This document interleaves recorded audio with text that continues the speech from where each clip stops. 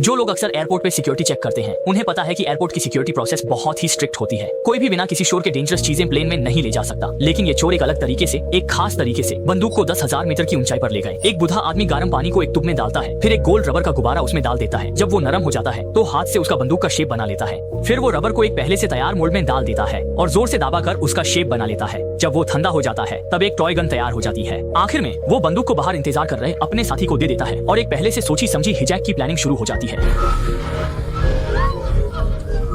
Plane के अंदर सब लोग इस अचानक घटना से डर गए और सामने वाले के कपड़े और धमकी भरी बातें सुनकर किसी को भी इस नकली बंदूक की असली होने पर शक नहीं हुआ। इस वक्त दो और चोर भी टॉय गन लेकर सामने आ गए और कुछ ही देर में तीनों ने पूरी सिचुएशन को कंट्रोल में ले लिया। पायलट ने तुरंत मदद मांगी और ग्राउंड कंट्रोल को जैसे ही खबर मिली उन्होंने तुरंत पुलिस को इन्फॉर्म किया और पायलट से कहा कि वो एयर मार्शल के साथ मिलकर मौका देखकर जवाब दे। लेकिन चोर भी बेवकूफ नहीं थे। उन्होंने सीधा हॉस्टेजेस की जान को धमकी दी और एयर मार्शल को सामने आने को कहा।